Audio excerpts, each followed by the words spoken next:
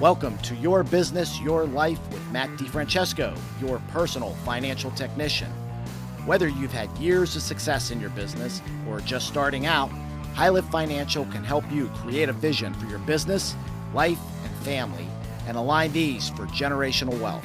So as they say, what happens in your life affects your business. And now, on to the show. Hello and welcome to Your Business, Your Life with me, Matt Francesco. And here's a question I want to ask. And I ask this to many shop owners. If you took a 3-month vacation, would your shop still be standing when you got back? Kind of a scary question that for most shop owners that are out there, because there's probably a lot of just that fear of the unknown. They're not sure if that would happen. And in many cases, the shop is completely dependent on them. And so I think, one of the things that you got to think about is, most businesses and most shop owners, again, they think they have a business to sell, but really what they have is a high-paying, high-stress job. And so what I really want to talk about today is more about value acceleration and how to make that business transferable. So, like I said, if you're not able to take a 3-month vacation tomorrow and see either your business stay the same or grow, you've got a problem. And I always talk about it as, moving from being an operator to an owner. An operator, again, you bought yourself a job. So you're operating the business. You've got to be in there tactically. If you're not driving things aren't going to be moving. And, sometimes the best technician in the shop can actually sometimes be hurting your business value because it's you. That's the reality in many shops and in many businesses that are out there. And I think one thing that also to keep in mind is that, when you're an operator and if the business is dependent on you, your business is actually going to have less value, because if you're not there, nothing's going to be driving, and a buyer is going to be buying your shop for the cash flow. And again, if you're the driver of the cash flow and you're gone, that poses a big risk to the business, and it poses a decrease in the value of it. Being an owner is different. In an owner, now you not work in the business, but you work on the business. And they're two very distinct things, because, when you're in the business, you're doing estimates, you're working out in the production floor, you might even be production manager out there, and you're just putting out fires all the time. When you're an owner and being strategic and working on the business, now you're working on how do we grow things. So give you a great example. The last year has been slow in the industry. What have you been doing to figure out how are we going to either get cars into the shop, or how are we going to increase our profitability on cars that are in the shop? These are the strategies that have to be thought about all the time. And I'm not here to talk about these factors on this podcast, but these are things that you need to think about. Again, how are we going to expand our marketing? How are we going to increase the speed of production, getting cars in and out faster? These are all working on the business. And so it's really important as an owner that you start to think about that. But you have to transition from that operator to owner. We utilize in owner-based planning a process, first off, to basically help you to identify, how owner-centric is your business. And it's amazing to me. It's basically we give owners a quiz, and they take the quiz and find out sometimes my shop's 75% dependent on me, which is a real shocker to them. And most of them don't even realize that. But then I think the next step that we do is really kind of look and say, okay, well, so we've identified all these key employees or all these critical employees.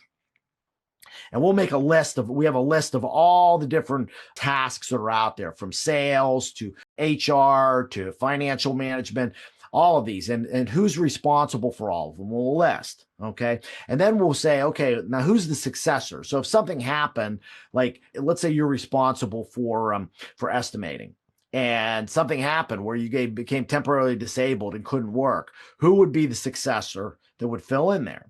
All right. So we're identifying not only who handles the responsibility, but also the successors.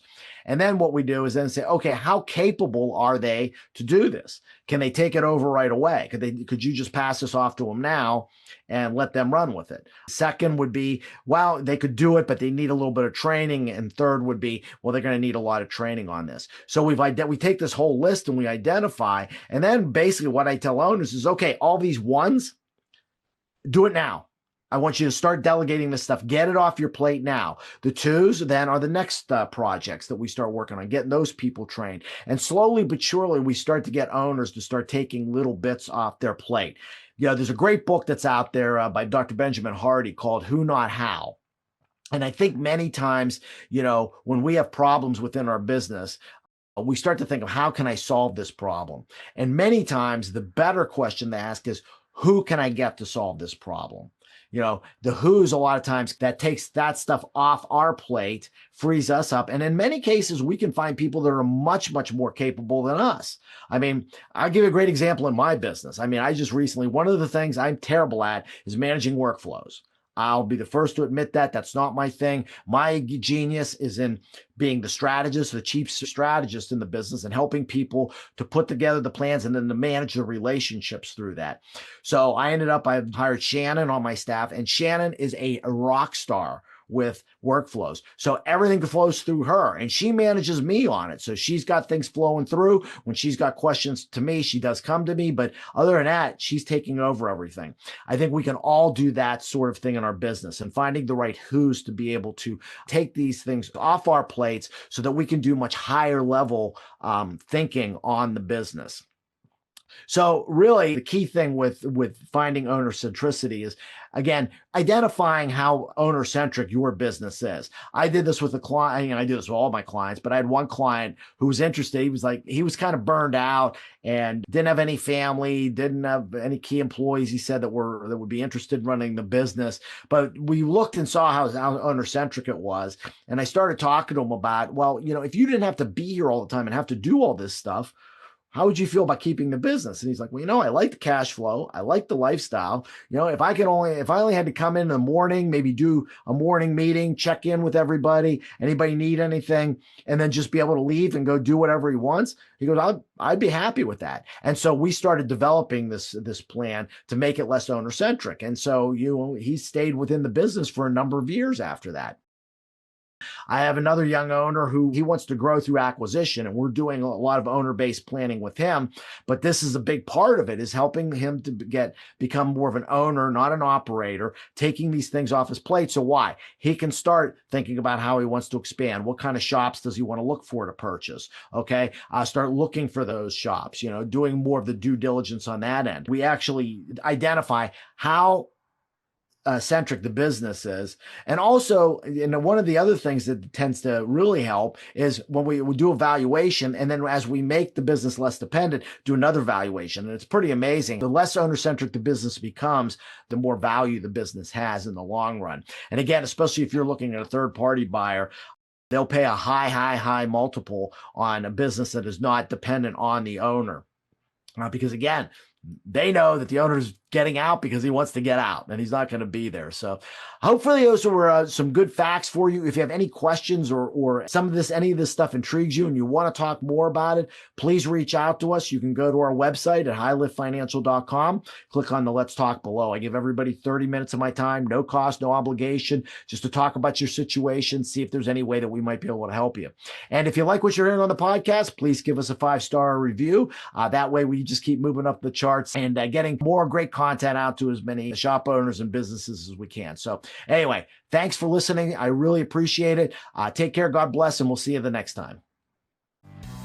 Hey, I really want to thank you for listening to the Your Business, Your Life podcast. If you want to be notified when new episodes become available, click the subscribe button below. All information is obtained from sources deemed reliable but not guaranteed. No tax or legal advice is given nor intended. Content provided herein or on our website should not be construed as an offer for investment advice or for securities, insurance, or other investment products.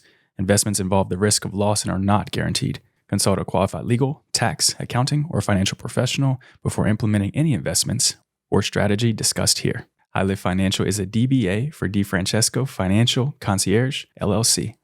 Investment advisory services are provided through Cornerstone Planning Group, LLC, an independent advisory firm registered with the Securities and Exchange Commission.